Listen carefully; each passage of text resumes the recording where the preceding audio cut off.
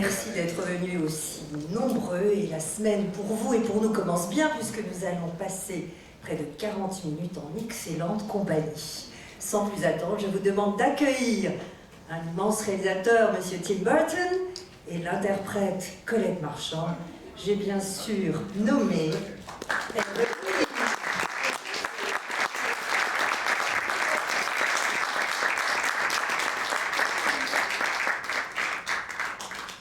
Thank you for being in Paris with us and bringing some magic to our city. Nice to be here.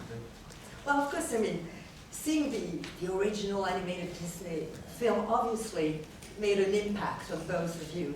I mean, why did Dumbo stay so long with you in your mind, in your imagination, and why do you think he's so beloved still by all the generations? Et Eva, bien sûr, le film, évidemment, a sans doute dû vous marquer aussi. Pourquoi vous a-t-il fait rêver? Pourquoi croyez-vous bien qu'il fasse encore rêver les nouvelles générations?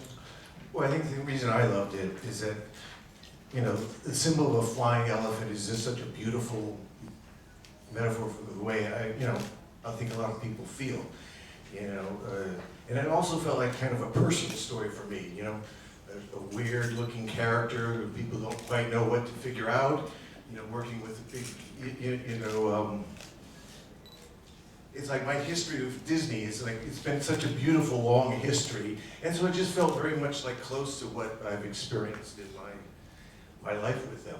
And also it celebrates the idea you can be different, and you can, you know, people make fun of you, be different, and at the same time you can use that to a beautiful advantage, like flying.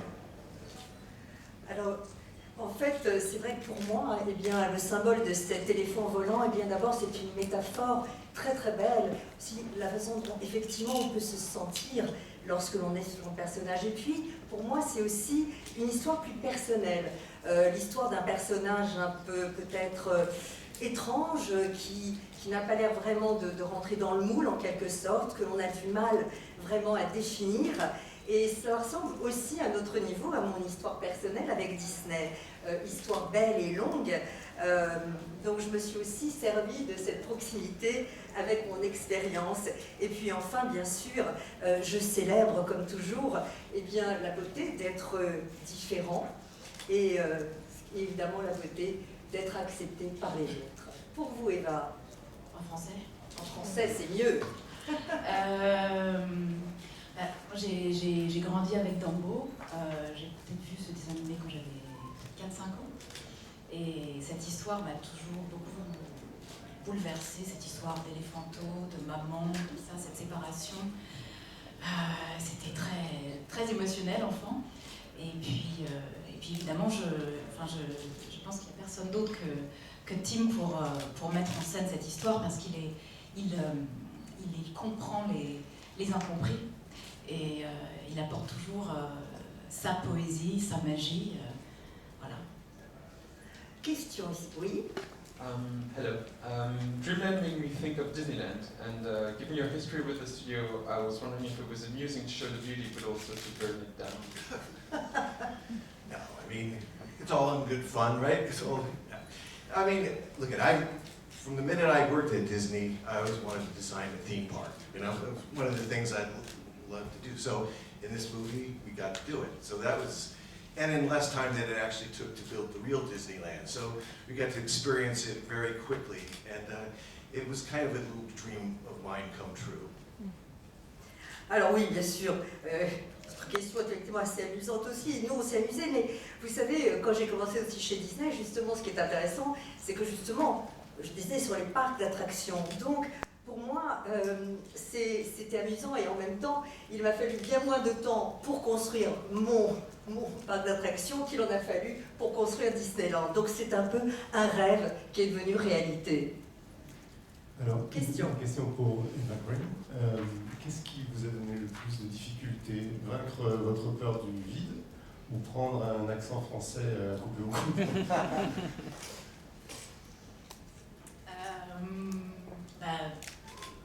Le peur du vide, évidemment. J'ai même appris que ça s'appelait de l'acrophobie, figurez-vous. Et au départ, je me disais que je n'y arriverais absolument jamais. Et c'est vraiment grâce à la patience et formation des acrobates qui m'ont appris à faire des choses dingues là-haut, que j'ai réussi à vaincre ma peur du vide. Mais ça a demandé beaucoup de temps et beaucoup de patience, et voilà, j'y suis arrivée. Question. Oui. Bonjour.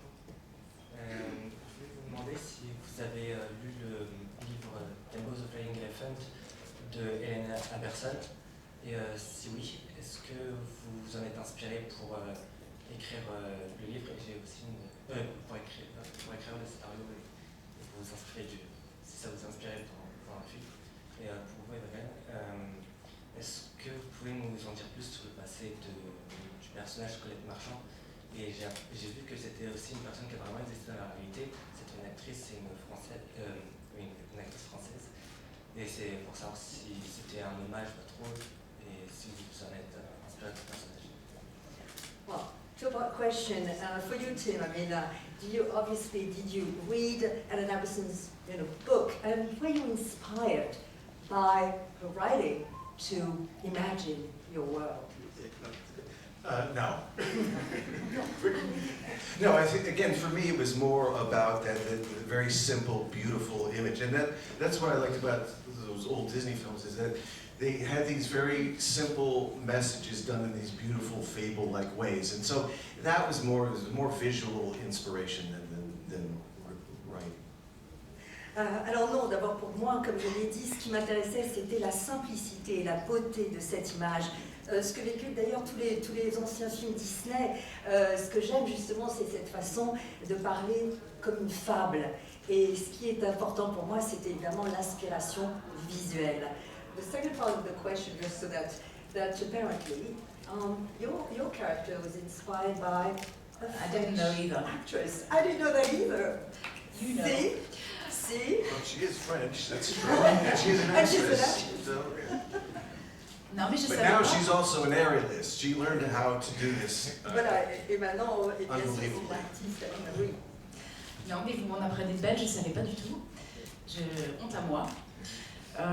Mais c'était, oui, c'est une, comment dire, une typique artiste de l'âge d'or d'Hollywood, un peu cinéma muet comme ça, très glamour, que Van de Virge par Michael Keaton a trouvé dans les rues de Paris. Et on a fait une superstar en la ramenant à Dreamland. Et puis, oui, c'est un bel oiseau en cage, on va dire, au début, qui va finir par, comme dans Beau s'envoler. Question. J'ai une question, même pour Tim Burton. Voilà. Où êtes-vous? Alors. Voilà, appelez-vous, c'est mieux. Je vous en prie. Alors la première, c'est de savoir quelle est la scène ou les scènes qu'il a préférées dans le film Dumbo. Donc, Dans l'original? non, Dans celui-ci, d'accord. Et la seconde, c'est de savoir, puisqu'il parlait de ses débuts chez Disney, bien que ça a été longtemps le vilain petit canard de Disney, je voudrais savoir si l'adaptation, par exemple, de films un petit peu sombres comme Merlin l'Enchanteur, Blanche-Neige, voire Taram et le Chaudron Magique de Black Cauldron pourrait être envisageable si c'est éventuellement des projets qu'il aimerait adapter au cinéma comme Dumbo ou Alice. All right, so what's question for you? Which scene or which scenes did you prefer filming and seeing on screen from Dumbo? Well, it's a weird movie to make because you're filming. I mean, you're working with all these amazing actors and crew and sets, and the only thing that's missing is the main character. It's a really disturbing way to make a film that way. So you're really not thinking, oh, this is amazing to make, because it feels like it's a new kind of movie. We try to make it different from the original, but still keep the emotion of it. So it didn't feel like we were remaking it. It just felt we were exploring those same themes. Alors, d'abord, c'est un film effectivement assez étrange à tourner parce qu'il y a ces décors extraordinaires, ces acteurs, ces équipes, mais il manque quand même le personnage principal. Donc c'est vrai que c'était assez incroyable. Mais alors donc je me disais pas en tournant, là c'est incroyable de faire ce film. Au contraire, je me disais, voilà, je veux à la fois le rendre différent évidemment de l'original, mais en même temps garder tout son cœur émotionnel. Donc c'était vraiment pour moi non pas l'idée de faire un remake, mais au contraire l'idée d'une exploration différente. Oui. Une double question pour ma part. Hi, Mr. Bretland. Bonjour Eva, merci d'être avec nous aujourd'hui juste ici. Alors tout d'abord, pour M. Burton, j'aurais aimé savoir s'il y avait des films de référence pour le travail de recherche qu'il a fait pour le film, notamment des films noirs, je pense à Fassbinder et tout ça qu'il affectionne tant. Et pour Eva, j'aurais aimé savoir si vous aviez fait un travail de recherche autour du cinéma Tim Burton en première approche avant de travailler avec lui sur ce film. Et si oui, quelle scène ou quel film en particulier? Merci beaucoup. Two-part questions. I'll go back, by the way, to your ugly duckling question. But first, I would like to talk about this film. For your references, I mean, the gentleman mentioned Fassbinder or noir references. Were there any filmic references in Dumbo that you No, they sound good into? though. But I just want to say it's official. I don't make sense in any language, so whatever I say, it doesn't make sense in French, English, German. Well, look, I love film. I love all. So I think any kind. I never think of any direct response. Things, but. I'm inspired by any movie that I grew up watching, and that's the interesting thing about Dumbo. It was different. There was something about the color palette of Dumbo and the sort of almost like noir, like lighting in some of it that we tried to. Yeah, there was a little bit of that had that inspiration. Alors c'est vrai, d'abord, il faut bien que vous sachiez que de toute façon, on ne comprend pas quelle que soit la langue que j'utilise le plus souvent. Mais c'est vrai que j'aime infiniment tous les films et tout le cinéma. Donc je n'aime pas donner de réponse directe à des influences. Et tous les films que j'ai vus dans ma vie, dans mon enfance, m'ont inspiré. Mais dans le cas de Dumbo, je dois dire qu'il y avait quelque chose, c'est vrai, dans la palette des couleurs, dans une certaine noirceur, qui, c'est vrai, m'ont inspiré. Eva, the question for you was, did you do a lot of research into certain characters from the Tim Burton's movie to become Colette? I'm not sure. Non, je connaissais plus ou moins le cinéma de Tim avant, donc je sais pas, je vois pas de personnage qui soit assez ressemblant à Colette. L'univers, peut-être, si on veut absolument comparer, peut-être il y a quelque chose un peu de Big Fish, un tout petit peu. Je sais pas, mais c'est vrai que c'est difficile de comparer. Voilà. Question ici. Patrick, est-ce que justement vous avez choisi ce thème et ce film Dumbo parce qu'il est un écho aussi à toute votre œuvre? C'est-à-dire qu'on peut y retrouver Édouard en main d'argent, enfin tous vos personnages, la différence et tout ce qui a composé vos films jusqu'à maintenant. I mean, it's also one of the reasons why you chose to film Dumbo, your own vision, because it seems really echo everything you've been doing so far in your world. I mean, that was Citizens, but so many others. I think, like for me, again, I think I said this, but the reason I responded to Dumbo is that I felt very much like Dumbo, like somebody's made fun of your whole life, weird, but maybe something kind of special, so I feel very close to that as a feeling for me, and I think that's why I wanted to do it, because you always try to do something where you have personal feelings deeply attached, and that was this. Alors c'est vrai que pour moi, la raison, comme j'ai dit tout à l'heure, la raison principale de mon attirance pour Dumbo, c'est finalement une ressemblance extrême avec qui je suis. C'est-à-dire c'est quelqu'un, à un moment, c'était un peu la risée de tous. C'est un personnage bizarre, mais en même temps, c'est un personnage particulier, spécial. Donc c'est vrai que je suis très proche de ce que représente Dumbo dans le sentiment qu'il éveille. Et c'est pourquoi je voulais le faire, et j'aime toujours faire quelque chose qui me parle et auquel je suis très attachée profondément et intimement. Hello, so my question for you, Tim. Well, it will complete the previous question. Insofar as your movies are well known for the particularly universe you create that is really mysterious, kind of dark, And on the other side, Disney movies are worldly known for the magic, fairy tales, happy ending. So how do you succeed in combining these two worlds, which seem really different normally? Yeah, well, that's a good question. But if you actually look back at old Disney movies, and this is where I think it's interesting how life has changed. If you look at old Disney movies, as a child is where we first learned about, death, life, death, sadness, and as children you don't really understand these feelings, and so being presented to them in Disney movies is always a way to learn about them. So I always felt that they had those dark edges. In fact, most people, you think of Pinocchio and Dumbo and any of the Disney movies, a lot of the things that people remember are the scary parts or the sad parts. And so that was what Disney did very, very well. And so I never saw them as being different, it's all together. Alors c'est vrai que si on y pense, eh bien, tous les films Disney, c'est vrai que c'est intéressant de voir comme les temps ont changé, mais tous les films Disney eh bien, nous permettaient d'aborder en tant qu'enfant eh bien, les thèmes de la mort, de la vie, de la tristesse, que finalement en tant qu'enfant on a du mal à comprendre. Et d'ailleurs quand on pense, évidemment il y a Dumbo bien sûr, mais beaucoup de personnages, il y a Pinocchio évidemment aussi, et bien finalement, de quoi vient-on le plus souvent? Eh bien ce sont souvent les parties qui sont les plus effrayantes ou parfois les plus tristes. Donc pour moi je ne fais pas de différence entre ce que vous évoquez et ce que vous évoquez, c'est la même chose. Question. Bonjour, j'ai une question pour Tim Burton. Je voulais savoir si c'était important d'inclure une dimension militante sur le fait que les animaux ne devraient pas être dans des cirques en liberté, ce qui n'était pas le cas dans le dessin animé original. Now, was it also interesting for you, to add a sort of activist touch that, we shouldn't harm animals, etc., which obviously was not in the original? No, I know. Because, Louis, just did a circus movie, right? And before I did, I realized I never really liked the circus. I didn't like the fact that animals, especially wild animals, held in captivity. I found clowns terrifying, and the death-defying acts very terrifying. So the circus was kind of a weird kind of a place, because on one hand, on the other hand, it was a beautiful bunch of artists together and a beautiful bunch of, weirdos creating something.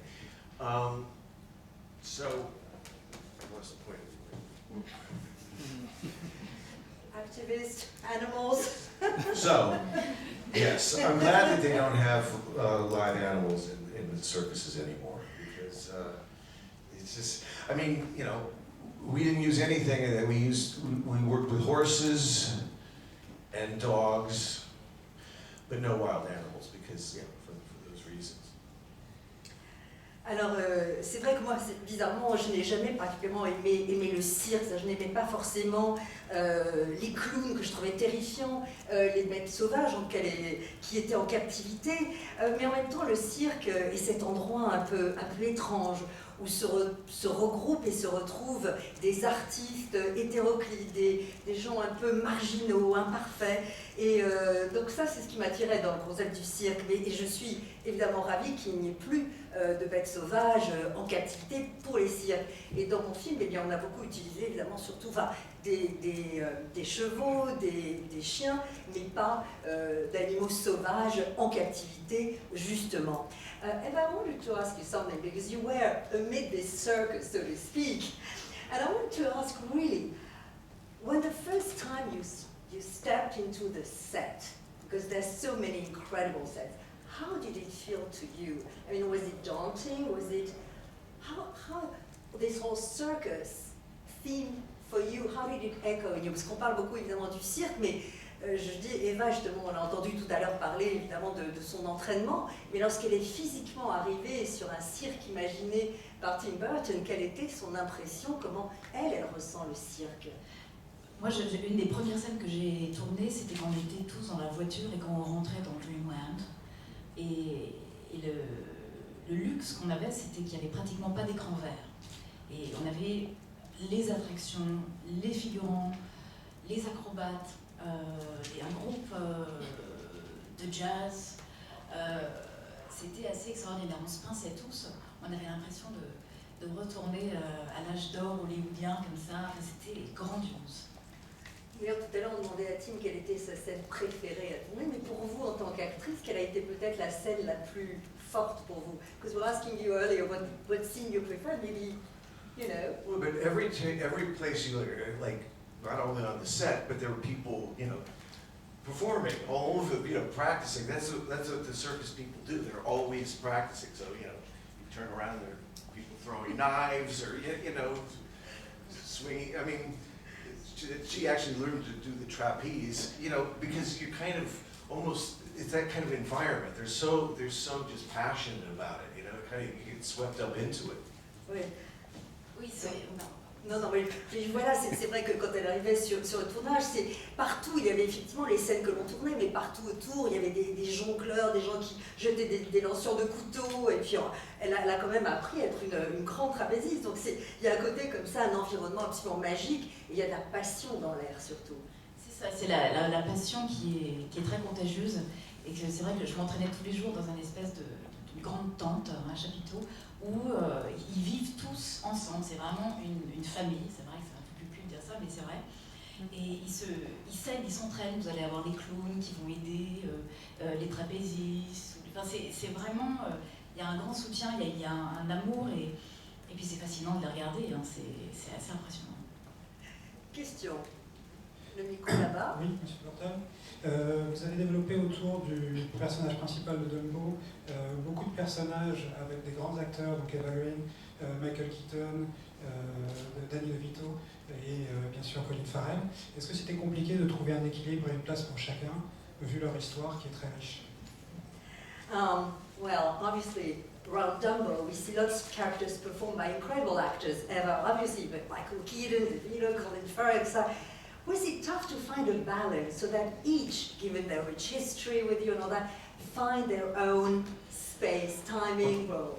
Yeah, but it's a good question because, you know, making a movie like this, which is sort of stylized, right? You have an elephant that's sort of real, but it's still kind of a fantasy thing. So with the sets and with all the actors, I tried to find, you know, like weird-looking people to kind of fit with the weird-looking elephant. So I was very lucky to work with beautiful, weird, amazing people that, you know, like every person is just like, I don't know, to me, like, because the themes of the movie is like a weird family, I was very happy to work with, you know, like people that I love, you know, like Eva I worked with a few times, and Michael I'd worked with many years ago, and Danny, and Colin I felt like I'd known. So having that weird kind of family, kind of weird dysfunctional family feeling was very, very important to it. And the reason I love all them is because they're willing to go along on this weird trip. Alors c'est vrai, bonne question, parce que l'univers que je crée, c'est vrai, il est un peu stylisé forcément. Vous avez un éléphant par exemple qui est réel mais qui ne l'est pas vraiment, et vous avez des acteurs évidemment qui doivent interférer avec lui. Donc ce que j'aime, c'est d'avoir autour de moi des gens un peu bizarres en quelque sorte, qui vont aussi être en osmose avec un animal un peu bizarre aussi. Donc j'ai eu beaucoup de chance parce que j'ai réuni comme ça une troupe de gens extraordinaires et aussi un peu, disons, barrés. Ce serait peut-être la traduction de weird qui serait assez proche. Alors oui, le cirque, c'est une famille bizarre, c'est un monde d'abord où on est très très heureux, et moi j'étais très heureux évidemment de retrouver Michael Keaton avec qui j'ai travaillé il y a de nombreuses années, Danny DeVito bien sûr, et Colin Farrell. Eh bien tout de suite j'ai ressenti que finalement je le connaissais depuis toujours, et donc j'aimais l'idée que tout cela fasse un peu une famille dysfonctionnelle, ce sentiment-là, et c'était très important pour le film lui-même, et j'ai adoré évidemment que tous ces fous, etc., eh bien, soient d'accord et aillent avec moi jusqu'au bout de ma propre vision. Question. Thank you both for being here today. J'ai une question pour Mademoiselle Green en l'occurrence. On parlait tout à l'heure du discours très engagé du film sur la condition animale, mais il y a un autre aspect très engagé, c'est votre personnage, Colette, qui est un personnage qui s'émancipe du contrôle d'un homme très toxique, le personnage de Michael Keaton. Et j'aurais voulu savoir si tout simplement cette dimension engagée était un critère pour vous dans le choix de vos rôles? Quand on regarde votre filmographie passée, on se rend compte que c'est un aspect souvent présent. Est-ce que c'est quelque chose qui compte pour vous? Enfin, c'est vrai que je ne choisis pas un rôle en disant il faut que ce soit féministe. Mais j'aime les femmes fortes, évidemment, pas les femmes soumises. Et puis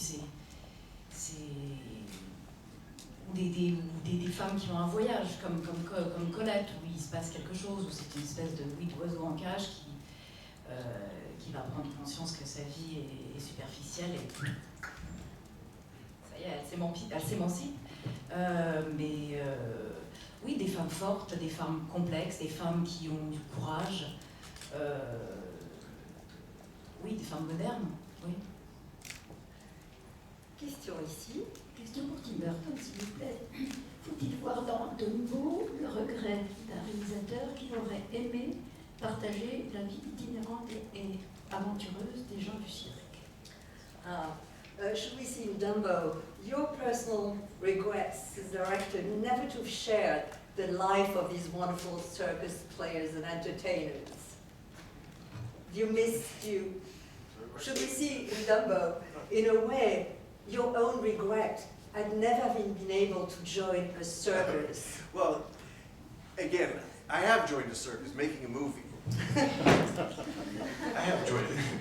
No, making a movie is like joining a circus, you know, it's the same dynamic, you know, you're working with amazing performers, amazing artists, and so, no, I have no regret at all because, you know, from the beginning of making movies, it's a better version of running away to the circus.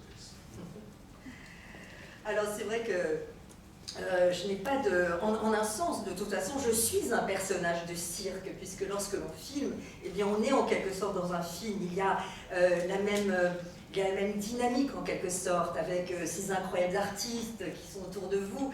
Donc non, je n'ai pas de regret. En quelque sorte, pour moi, filmer, faire des films, eh bien, c'est une meilleure version en quelque sorte que de m'enfuir pour retrouver un cirque ambulant. Bonjour, une question pour Tim Burton. Vous avez eu l'occasion de déclarer que Frankenstein vous réconfortait quand vous étiez enfant. Et j'aimerais savoir ce que ces êtres à part, comme Frankenstein, comme Dumbo, comme Edward, ont de réconfortant et d'attachant dans cette beauté un peu à part pour vous. You said that characters like Frankenstein, I mean, were soothing to you. Where, like Solace, I mean, and maybe like Frankenstein or Edward. So then, is that how comforting are these characters to you, and how comforting? Well, yes, because I think everybody has a different version of what speaks to them, and you know those kind of characters. Right now, the character most like me is the Wolfman, not Frankenstein. But you know, I change different monsters every day. But I think those are the kind of things that you just something that you feel like is a part of you. It does make you feel better. It makes you feel like you can put those weird feelings into an image or a symbol, like with Dumbo, that makes you understand it better for yourself. Alors en fait, c'est vrai que tout, selon chacun une version, une vision différente de ce qui nous touche, nous interpelle. Aujourd'hui, par exemple, je me sens davantage Wolfman que Frankenstein, par exemple. Je change de monstre finalement au quotidien. Mais vous savez, ça ne veut pas dire, lorsque l'on s'identifie ou lorsque l'on se console avec ces personnages, que vous êtes complètement à même de vous consoler. Mais en tout cas, des images et des symboles comme Dumbo, eh bien oui, sont importants par rapport à cela. Une question pour Tim Burton. Donc, on a parlé de la beauté de ces images, du cirque, mais il y a quelque chose qui est très important, c'est le contexte. C'est le contexte de la Première Guerre mondiale. Donc, je voulais savoir l'importance de replacer, c'est-à-dire que le livre a été écrit, je crois, dans les années 40, et l'importance d'insister justement sur ce contexte-là, et aussi justement de la manière qui nous explique comment le personnage de Colin Farrell a perdu un bras, justement. Well, we're talking about the beauty of images of the circus, but there's also the world context. How important was it, given that the book was written in the 40s, how important was it to keep that context of World War I, and how would you explain how Colin, in a way, lost his arm? Well, again, we didn't, because it's presented like a fable, we didn't show him going to war, we don't show him losing his arm, we don't show his wife dying, So we meet these characters, and so that's what I thought you did a beautiful job about, is we don't have to see all that to sort of get the sense of what he'd been through as a character. So that to me was, and it wasn't a main point, it's just like setting the story in a certain framework where it actually mirrored, him losing his arm, and not having a family in a different way, parallel sort of Dumbo's sort of journey that he takes. So I just felt like it just felt like a good mix in terms of the setting of the story. Alors c'est vrai que, vous savez, comme je vous l'ai dit, je voulais vraiment présenter Dumbo comme une fable. Donc il n'était pas nécessaire de montrer la guerre, de montrer comment il perd son bras, de montrer comment sa femme est morte. Ce qui était important pour moi, c'est que lorsque l'on rencontre ces personnages, eh bien, on n'a pas vraiment besoin de voir littéralement ce qu'ils ont vécu, ce qu'ils ont souffert pour comprendre leurs personnages. Ce n'est pas ça le point central. Ce qui est important, évidemment, c'est de donner ce contexte, mais également de présenter comme un écho lorsque un homme, c'est un homme qui a perdu son bras, qui n'a plus vraiment qui a perdu sa femme, qui a évidemment un problème avec sa famille. Donc, en quelque sorte, c'était un parallèle par rapport à ce que vivait aussi Dumbo, à ce que ressentait Dumbo et à son propre parcours. Donc c'est ça qui pour moi était important. Dernière question. Bonjour et merci à vous d'être là. Déjà, je voulais dire que j'étais très admiratif du travail de tous les deux. Et pour Eva, est-ce qu'on dit oui directement quand Tim Burton nous propose un film? Et à quoi ressemble sa direction d'acteur sur un tournage? Bah oui, qui ne dirait pas non? On dit tout de suite. On n'a pas besoin de lire un script. On sait toujours que ça va être un univers particulier ou en couleur ou un rôle qu'on n'a jamais joué. En tout cas, les rôles qu'il m'a offerts ont toujours été extrêmement divers. Et puis surtout, c'est une atmosphère qui est toujours très joyeuse sur son plateau. Ce qui est rare en fait, parce que surtout sur les grosses machines comme ça, il y a vraiment oui, une atmosphère chaleureuse. Et puis, I can feel your energy, what am I saying? Terrible things. C'est toujours embarrassant. Oui, mais c'est toujours très... C'est chaleureux, c'est une vraie famille aussi, puis ils travaillent souvent avec les mêmes gens, la même équipe, les mêmes assistants, les producteurs, et il n'y a pas de jugement, ce qui est un vrai plaisir et on est libre.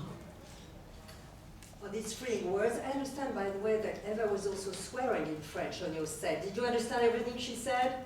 I don't understand anything anybody says. Perfect. It doesn't matter French, English.